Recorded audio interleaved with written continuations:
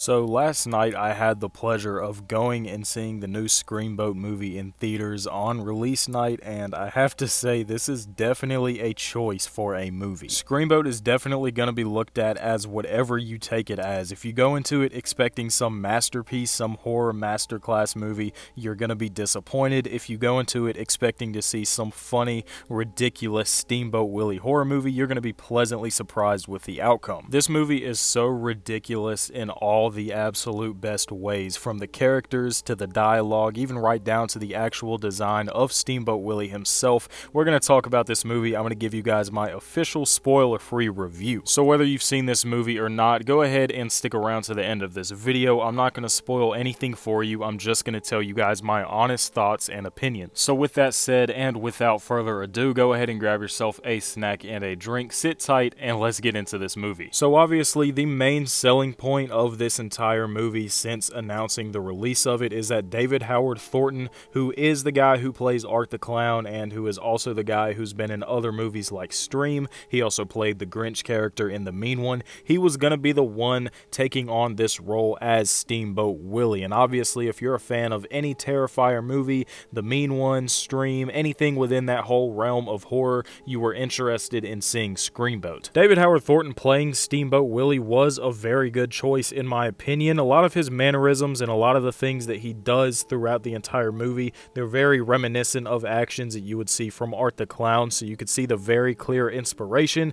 As long as they know it works with Art the Clown, it was going to work with Steamboat Willie too, so I thought that was pretty cool. The thing about this movie is that they actually have Steamboat Willie in regular mouse size. He's not like an overgrown mutant mouse who's the size of an actual human. He is this small character that is running around on this ferry boat and wreaking havoc, and they kind of play to it a little bit. I don't necessarily like the way that some of the scenes were shot because of how they had to do the size comparisons, but it was what it was. Like I said, go into this thing expecting a horror comedy about a killer mouse. Don't go into it expecting one of the best movies of the year. But the actual design of Steamboat Willie wasn't bad. I thought that it was pretty menacing. I thought that it was interesting enough to warrant an actual character. It was interesting enough to look like an actual mouse. It didn't really look like just a guy in some makeup or some face paint. They really went all out when it came to the prosthetics, and I did like the overall look of Steamboat Willie. Whenever they shot a scene where it was going to be nearly impossible for David Howard Thornton to pull off due to his size, they actually used a puppet version of Steamboat Willie.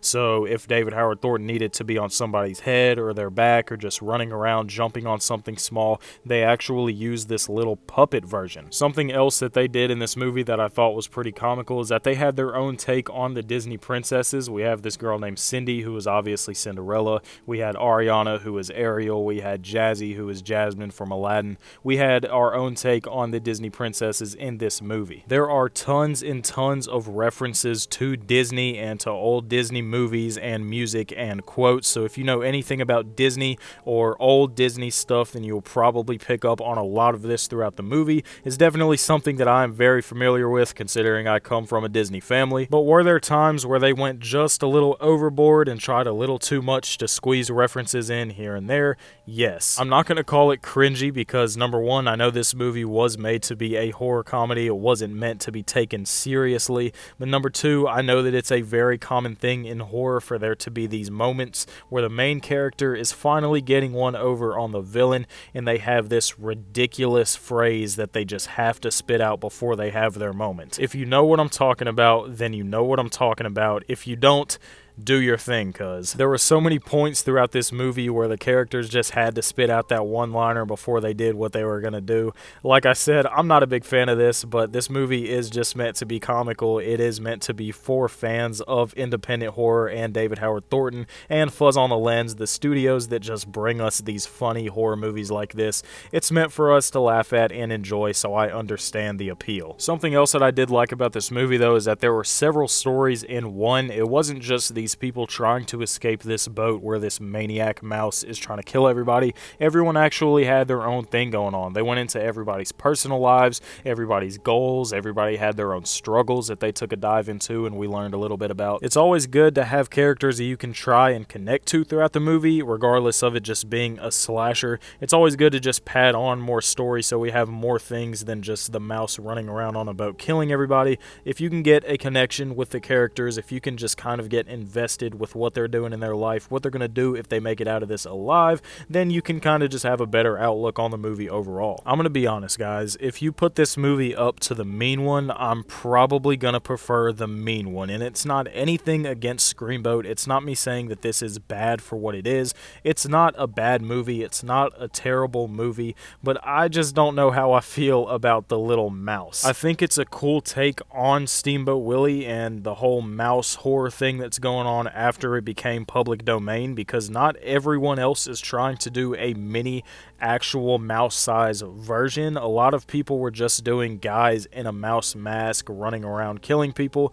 They took a completely different turn with this one, and I applaud it, I respect it, but I feel like I would have gotten behind it a little bit more if maybe it was like some mutant mouse that grew to human size. I feel like that would have made it just a little bit more intriguing to me, but it is cool seeing the way that the mouse in this movie is able to maneuver, some of the kills that he pulls off, some of just the funny things that David Howard Thornton does throughout the film, so I do respect them for trying something new. But overall, what are my thoughts and opinions on this movie? I think that it's not a bad movie at all. I think that it's definitely worth going to see if you are going to see it expecting a horror movie about this maniac mouse Steamboat Willie. Don't go into it expecting one of the greatest movies ever, because obviously that is not what this is going to be. But if you are a fan of the mean one, if you're a fan of Scream, the Terrifier franchise, the studio that brings you all of these incredible movies, or just David Howard Thornton in general, then definitely go and support, definitely go and check out Screamboat. At the time of this recording, it is only officially in theaters for 2 more days, so if you plan on going to see it, then you need to go and see it very, very soon. If you have already seen Screamboat, then let me know down in the comments below what you thought about it, and if you haven't seen it, then let me know if this spoiler-free review changed your mind on going to see it or not. I hope you enjoyed this video. If you did, then be sure to leave a thumbs up and subscribe to the channel, and if you're gonna subscribe to the channel, you might as well click that notification bell, because it's literally right there next to that subscribe button. You can also click the very top link in the description below and you can become a channel member. It's very cool. You can get some cool and exclusive perks to this channel right here, so if you do want to support me in that way, that is always an option now as well. My name is Haydxn. It was an absolute pleasure having you on the channel. Thank you guys so much for watching this video, and I cannot wait to see you in the next one. Peace out.